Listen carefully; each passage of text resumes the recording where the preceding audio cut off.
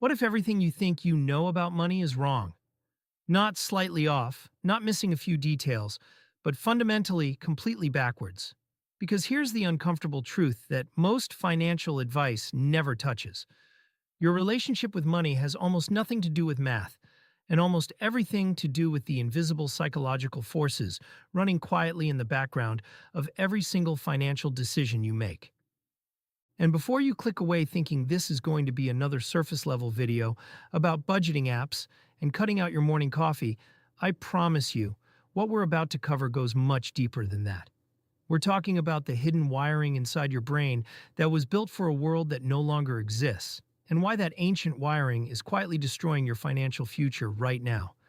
Let's start with something most people never consider. Every single person you know, everyone you've ever met, grew up with a completely unique set of money experiences. Your parents, their parents, the economic climate of your childhood, whether your family talked about money openly or treated it like a shameful secret, all of it carved specific grooves into how your brain processes financial decisions today. Two people can look at the exact same investment opportunity and have wildly different emotional reactions to it, and neither of them is being irrational. They're just responding to entirely different lived histories.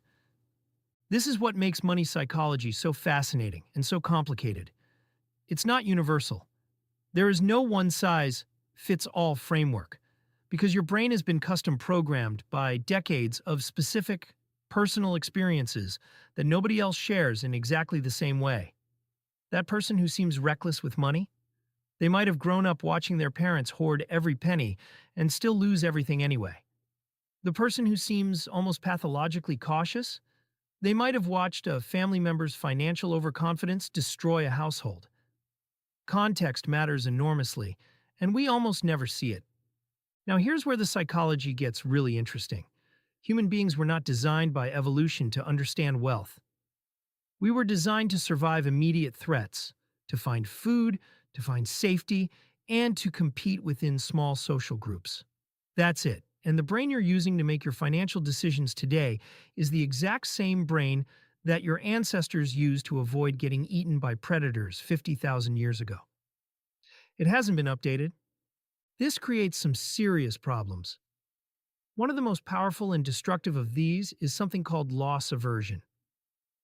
Research has consistently shown that the emotional pain of losing a certain amount of money is roughly twice as powerful as the pleasure of gaining that same amount.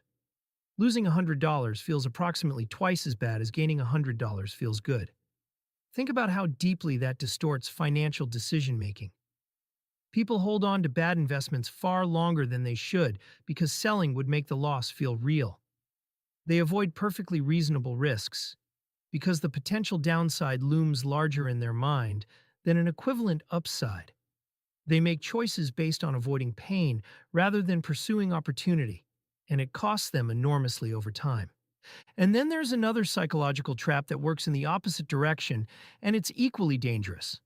Overconfidence bias. When things are going well, when the market is up, when your investments are growing, the human brain starts to believe it's smarter than it actually is. People start attributing good outcomes to their own skill and insight, rather than acknowledging the massive role that luck and timing and circumstance played. This is how ordinary people get convinced to make increasingly reckless bets during bull markets. This is how bubbles form, not because of greed exactly, but because of a systematic psychological miscalculation about skill versus chance. Here's a pattern you've probably experienced yourself without ever labeling it. You get a raise. You're excited. Life is better. But within a few months, you've adjusted your spending to match your new income level, and you feel exactly the same as you did before. This phenomenon is called hedonic adaptation, and it's one of the most underappreciated forces in personal finance. The human brain is extraordinarily good at returning to a baseline level of satisfaction regardless of external changes. This is why more money rarely produces proportional increases in happiness beyond a certain point. You adapt. The new normal becomes the only normal, and then you're chasing the next thing. This connects directly to another concept called the hedonic treadmill, which is the tendency to constantly raise your lifestyle expectations in line with your income, perpetually running toward a finish line that keeps moving forward. The only way to step off the treadmill is to consciously interrupt the adaptation process, which requires genuine psychological awareness, not just willpower and budgeting spreadsheets. Now let's talk about something that operates almost entirely below conscious awareness: social comparison. Humans are hardwired to measure their status relative to the people around them. In small tribal communities, this served a real evolutionary purpose. Today, it means we're comparing ourselves not just to our neighbors, but to curated highlight reels on social media, to influencers living lifestyles that are either fabricated or funded by debt, and to cultural narratives about what success is supposed to look like. The financial consequences are staggering. People buy things they don't need with money. They don't have to impress people they don't particularly like. Housing choices, car choices, vacation choices, clothing choices.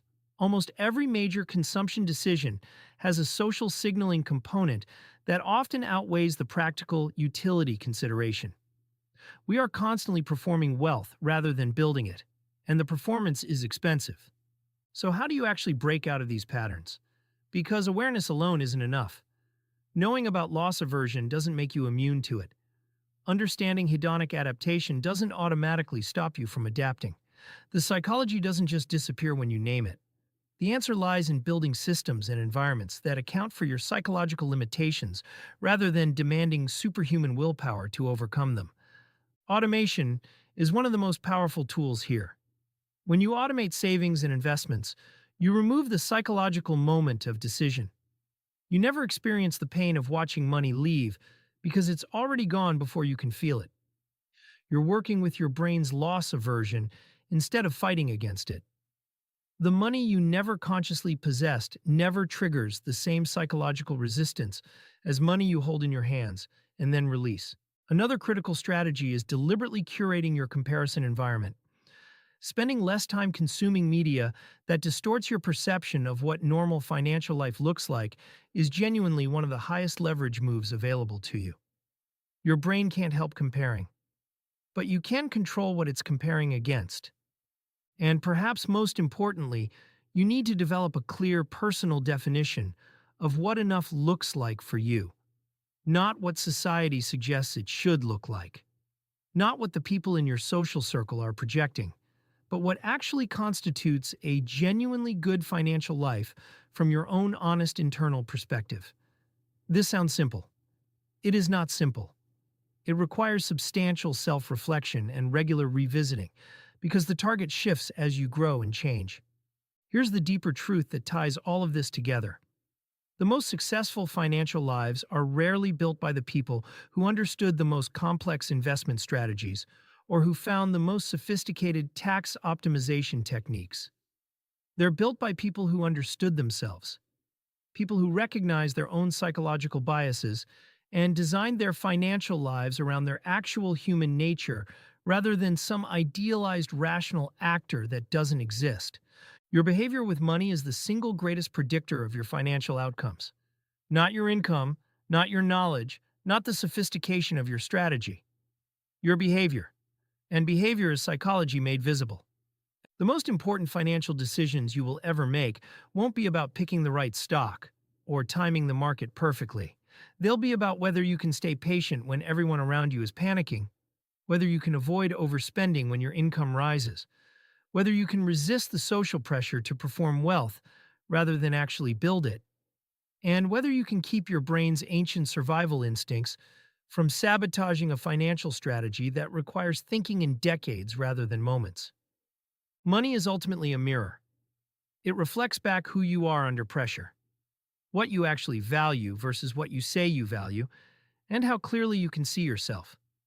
Change the psychology, and you change everything.